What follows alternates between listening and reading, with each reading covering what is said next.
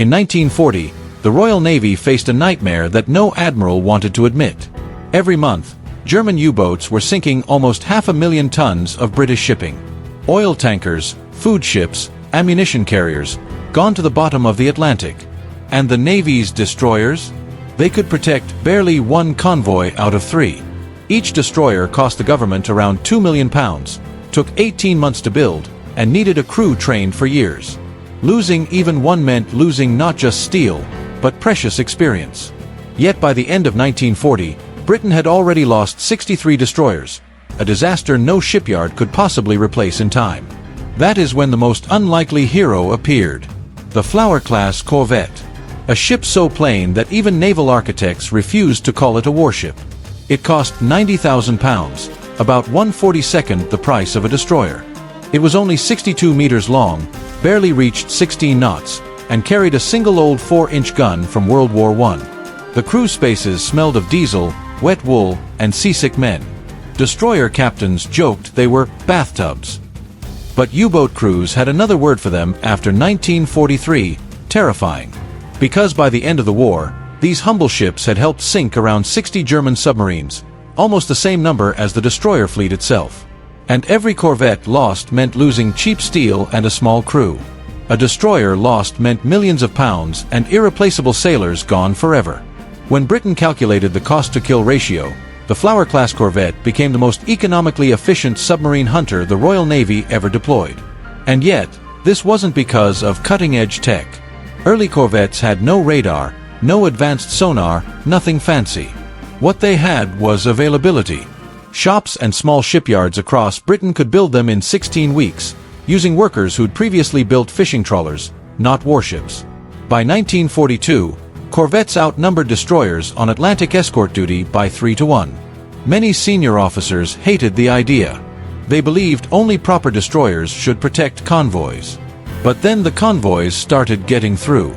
Then the U-boat kill lists grew. And Admiral Donitz began losing submarines faster than Germany could build them. Many sunk by ships that cost less than a single torpedo tube on a battleship. The corvette story began even earlier, in 1938, with a crisis no battleship could fix. Britain needed 400 escort vessels immediately, but building that many destroyers was impossible. That's when Admiral Sir Martin Dunbar Naismith suggested something shocking. Use a civilian ship design. He proposed adapting a tough little whale catcher, a commercial vessel built to survive Antarctic storms. Smith's Dock Company already held the blueprints. The Navy arrived with simple demands. Add a 4-inch gun. Add depth charge rails. Add basic sonar. Make it cheap. Make it fast. Make it anywhere, even in tiny fishing boat yards. And forget about comfort or style. Smith's engineers delivered revised plans in 6 weeks. The ship kept the slow triple-expansion steam engine, the small forecastle, and the rugged hull. Everything was straight lines, flat steel, and rivets. No curves, no fancy metalwork, nothing requiring master craftsmen. The first corvette, HMS Gladiolus, went from keel to commissioning in just 6 months. Destroyer HMS Javelin, laid down the same week, took over a year and cost 22 times more. Orders exploded. Yards in Britain, Canada, South Africa, and along the Clyde began building them. By Christmas 1940, 41 corvettes guarded the Atlantic routes. By the time of Pearl Harbor, over 100 were at sea. These ships were ugly, slow, and uncomfortable, but they kept Britain alive. And the whale catcher design that once chased fin whales across frozen seas would now hunt German submarines across the brutal North Atlantic. The corvette was never meant to be beautiful. It was meant to be built fast, sailed hard, and lost without breaking Britain. And the final genius lay in its construction style. Rivets over welds, straight plates over curves, and simple steel thick enough to survive depth charge shocks. It looked brutish, because brutish meant fast to build.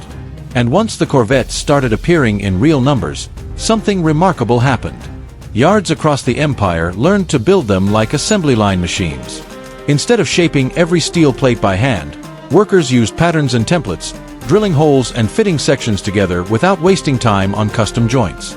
Harland and Wolff in Belfast eventually launched one new corvette every 4 weeks once their line reached full speed. The machinery inside followed the same philosophy. Simple beats perfect. Destroyers used modern, compact turbines that demanded expert engineers and precision factories. Corvettes got a single four-cylinder triple-expansion steam engine, technology straight from the 1880s. It burned oil, boiled water, pushed pistons, and turned a crankshaft that looked like it belonged in an old Victorian mill. It shook the whole ship. It wasted fuel. It was heavy, but it almost never broke. Any engine room artificer who had once repaired a fishing trawler could fix it with nothing more than hammers, spanners, and stubbornness. This old engine drove only one propeller, limiting the ship to 16 knots, half a destroyer's speed. At first, naval planners hated this. But the math changed quickly. Convoy merchants sailed at 8 knots, surfaced U-boats managed around 17, and underwater they crawled at barely 7. A corvette didn't need to chase a submarine across the horizon. It just had to force it underwater, where it turned from hunter into slow, blind prey. For that job, 16 knots was enough. Designing engines for 28 knots would have tripled costs without adding real value. Up front sat a single 4-inch Mark 9 gun, leftover from World War I. Britain had thousands of these in storage, along with plenty of ammunition. New guns could go to destroyers and capital ships. Corvettes made do with the old gear, still perfectly good for blasting a surfaced U-boat at a few thousand yards. For anti-aircraft defense, most carried a Lewis gun or a twin .5-inch mount. In theory, they could fight aircraft. In practice, a corvette rolled so wildly that hitting anything in the sky was mostly wishful thinking. The real submarine killers lived at the stern, depth charges. Each corvette carried 40 to 70 of them, drum-shaped containers filled with nearly 300 pounds of explosive. They could be dropped off rails or hurled sideways to form a deadly pattern around a submarine's estimated position. If even one charge detonated close enough, the pressure wave could crush plates, break vital machinery, or force the U-boat to the surface, where the 4-inch gun finished the job. Crude, loud, brutal. Words that applied to both the weapon and the ship firing it. Life aboard, worse than the combat. The Flower-class hull was only 62 meters long with a beam of 10 meters, proportions meant for zigzagging through Antarctic ice, not surviving Atlantic winter storms. In a Force 8 gale, the ship could roll almost 20 degrees to either side every 6 seconds, a rhythm that lasted for days. Even destroyer veterans spent their first week convinced the ship was going to capsize. It never did, but it never stopped feeling like it might. The original whale catcher had room for a captain, a mate, and maybe a dozen crew. The Corvette version carried 40 men. Officers squeezed into a tiny wardroom. Ratings slept forward in a space meant for far fewer people, hammocks stacked 3 high with barely enough room to breathe. When the ship rolled, men in the top bunks braced themselves with elbows and knees to avoid being thrown out. In rough weather, anything not tied down, mugs, boots, tools, became airborne hazards. Ventilation ranged from poor to non-existent. Spaces near the engine room felt like steam baths. Compartments forward froze so badly that ice formed on the bulkheads. The galley's tiny stove produced 1 warm meal a day, if the weather allowed. In winter storms, the crew lived on cold corned beef, hard biscuits, and tea that turned lukewarm within a minute of leaving the galley. Fresh water was too precious for washing, and the ship's evaporators barely made enough to keep everyone hydrated. Most sailors went weeks without a proper bath. Clothes stayed wet for days, sometimes rotting on their backs. The toilets, the heads, sat in the bow, where every wave slammed the hull like an explosion. Using them during bad weather became a heroic act. Wait for the bow to rise, dash inside, finish fast, and escape before the next crash. And still, men volunteered. Because someone had to keep the convoys alive. Someone had to ride these little ships through hell and back. And the misery didn't end there. Out on the open Atlantic, waves often crashed straight over the forecastle, slamming into the bow compartments with enough force to throw a man across the room. More than one sailor staggered out of the heads soaked in freezing seawater, silently cursing every life choice that had led him onto a Flower class. Sleep became the rarest resource aboard. Escorts lived by the 4 hours on, 4 hours off watch cycle, a routine that sounded manageable but slowly broke men down. Off watch meant eating, fixing equipment, grabbing a mug of tea, maybe washing your face if the pump worked, and then, if you were lucky, snatching an hour of real sleep before someone shook your shoulder for the next shift. After 3 weeks at sea, The entire crew moved like ghosts. Faces went gray, hands trembled, men nodded off standing at their posts. Lookouts swore they saw U-boat periscopes in every whitecap. The only comfort was knowing the German submariners had it just as bad, jammed inside metal tubes reeking of fuel, sweat, and battery fumes, never knowing when the next depth charge would rip their hull open. For almost 3 years, corvettes hunted submarines using a method that worked more on hope than skill. Charge directly over the suspected U-boat, drop depth charges, and pray. The big weakness was the Aztec sonar mounted under the hull. It could track a submarine until the corvette got too close. At about 200 yards, the contact vanished, forcing the captain to guess where the U-boat would be a few seconds later. Meanwhile, down below, the U-boat commander heard the propellers screaming toward him and twisted his boat into a new course or depth. Most depth charge attacks ended with a useless curtain of white water while the submarine slithered away. Everything changed with Hedgehog. Born at HMS Vernon, this odd-looking weapon resembled something stolen from a medieval fortress, a steel frame with 24 spigot mortars. Each fired a 30-pound, dart-shaped bomb armed with a contact fuse. The genius was simple. Hedgehog fired forward, not aft. Projectiles landed ahead of the corvette, right where the Aztec operator was still tracking the submarine. For the first time, the ship never lost sonar contact during the attack. If the sub dodged, the operator saw it. If the sub slowed, they adjusted. If the shots missed, they simply sank without exploding, letting the crew attack again instantly. But if even one bomb hit the hull, the explosion ripped through the U-boat with nowhere for the shock to escape. The first corvette kill came quickly. HMS Oribis destroyed U-444 in February 1943. Numbers that followed shocked every tactician in the Admiralty. Depth charge attacks killed about 5% of the time. Hedgehog, 25%. A five-fold jump. Corvette warfare turned from wild swinging to careful stalking. Captains learned to creep in slowly, keeping Aztec locked on the target. Sub-commanders misjudged distance, thinking they had time left, until 24 bombs splashed around them in a pattern 60 feet wide. One metal touch, one fuse strike, and 30 pounds of torpex tore open steel like cardboard. German radio traffic began mentioning a terrifying new danger. Escorts that kept contact the entire attack and used weapons that struck forward with eerie precision. By late 1943, the Atlantic battle had shifted for good. One corvette could be evaded, maybe two. But convoys now sailed with 5 or 6 escorts, each ready to take over if another lost the trail. Hunter, killer groups worked like wolf packs in reverse. Multiple ships coordinating by radio, boxing the submarine inside a shrinking cage of sonar until its batteries drained or a hedgehog found its mark. In the end, the math turned fatal for the U-boats. A submarine forced underwater for 12 hours at 3 knots couldn't attack the convoy, couldn't reposition, and couldn't line up a torpedo shot. The corvette didn't need to sink it, just keep it running, helpless and blind. Destroyers, meanwhile, represented everything the Royal Navy once believed a warship should be. Fast, powerful, elegant. Ships like HMS Javelin, 1,700 tons, 36 knots, dual-purpose guns that could hit planes or ships, torpedoes capable of crippling cruisers, and a crew trained for fleet combat. Her turbines required expert machinists, precision gears, and expensive materials. Her fire control systems were handmade by firms that could produce only a few sets a year. She cost around £2 million, a price tag that bought tremendous power, but not practicality. Because on convoy escort duty, Javelin spent 95% of her time plodding along at 12 knots, stuck at the pace of the slowest merchant ship. And that contrast, the mighty destroyer crawling beside the cheap corvette, set the stage for the final truth about the tonnage war. But the contrast between destroyer power and convoy reality only grew sharper.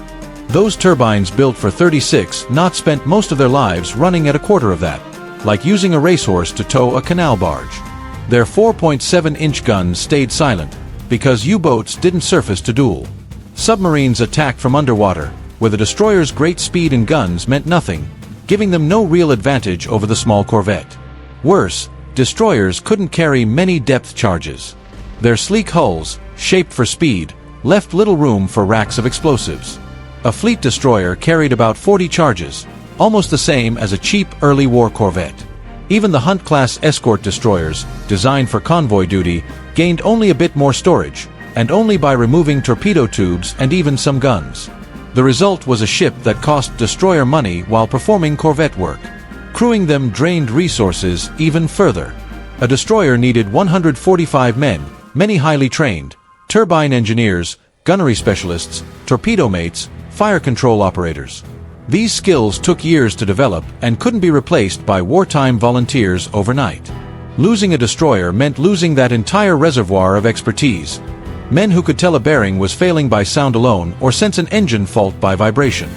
Once convoy protection became the Navy's primary mission, the numbers turned brutal. A sunk destroyer cost £2 million, 18 months of shipyard time, and the loss of 145 trained specialists. A sunk corvette cost £90,000, a smaller crew, and roughly 4 months to replace. Spread across dozens of ships, the arithmetic became impossible to ignore. Destroyers were simply too valuable to lose in routine escort duty when cheaper vessels produced the same outcome. Admiral Sir Percy Noble understood this before most. As Commander-in-Chief Western Approaches from early 1941, he shifted strategy. Destroyers would serve as fast-response reinforcements, sprinting to threaten convoys, while corvettes would handle the daily grind of escorting. The racehorses would run only when needed. The workhorses would guard the merchantman mile by mile. When naval historians reviewed the wartime records after 1945, every convoy, escort, and submarine engagement, the results shocked traditionalists. Prestige counted for nothing when measured in the only currency that mattered: cost versus kills. Flower-class and River-class escorts were involved in the destruction of roughly 60 Axis submarines. Destroyers in convoy roles destroyed about 65. But the investment behind those ships painted a different picture. 267 corvettes built at £90,000 each, about £24 million. 150 destroyers assigned to convoy work at £1.5 to £2 million each, £225 to £300 million. Dividing cost by confirmed kills produced a staggering contrast. Corvette cost per submarine destroyed, £400,000. Destroyer cost per submarine destroyed, £3.5 to £4.6 million. Corvettes achieved almost the same total kills at 1/10 the cost. Critics argued this ignored the destroyer's multi-role capability, and that was true. Destroyers could hunt raiders, guard capital ships, fire torpedoes at enemy cruisers. But the Battle of the Atlantic wasn't won by surface duels. It was won by getting merchant ships through intact. Against a U-boat firing torpedoes from 600 yards underwater, a 4.7-inch gun was worthless, and a 36-knot top speed changed nothing. Convoy warfare reduced everything to math. Britain needed 1 million tons of imports every week to survive. U-boats needed to sink more than that. Escorts existed to push the loss rate below the danger line, by killing submarines when possible, but more often by simply forcing them to miss or abort. Western Approaches Command tracked another revealing number: escort days per ship per year. A corvette completing around 20 convoy runs provided roughly 240 escort days annually. A destroyer, due to heavier maintenance and turbine overhauls, managed perhaps 180. The cheaper ship delivered more protection per year. By late 1943, the outcome was clear. Convoys with 4 to 6 corvettes suffered under 1% losses, nearly identical to convoys guarded mostly by destroyers. Merchant captains didn't care whether a U-boat was scared off by a destroyer or a corvette. And U-boat crews didn't care whether the depth charges falling on them came from a £2 million ship or a £90,000 one. Both killed submarines just as dead. A perfect example came in February 1941. HMS Sunflower, a Flower-class corvette under Lieutenant Commander James Prentice, was one of 6 escorts guarding outward-bound convoy OB-67 as it crept southwest of Iceland, an area where U-boats had sunk 14 ships the week before. At 2,200 hours, the ASTIC operator reported a hard contact at 1,200 yards, bearing red 45. Prentice ordered action stations, increased speed to 12 knots, and began a steady, disciplined approach that kept sonar locked on the target. U-520 dived to 400 feet and turned hard to starboard, but Sunflower's operator calmly tracked every movement. When the range closed to 200 yards, Prentice ordered a 10-charge pattern released. As Sunflower's charges fell away into the sea, The water behind her rose in white pillars 50 feet high before crashing back. No debris appeared, so Prentice circled, re-established contact, and attacked again and again. 7 attacks in 90 minutes slowly crushed U-520. Each pattern drove the submarine deeper, splitting plates and bursting air lines until she lost buoyancy. At 0115 hours she shot to the surface, her conning tower breaking through a plume of spray. Sunflower's forward gun fired 3 rounds into the exposed hull before the U-boat slid under for the last time, taking all 49 of her crew with her. 2 years later, HMS Snowflake showed how far escort tactics had evolved. In February 1944, during Convoy Highland Major, Lieutenant Harold Chesterman commanded a modified Flower class armed with a new Hedgehog mortar. At dawn, Aztec picked up 2 Echoes, 2 submarines preparing a coordinated strike on the convoy's port side. Chesterman closed on the nearest at 8 knots while the operator called out ranges: 800 yards, 600, 400. At 250 yards, he ordered fire.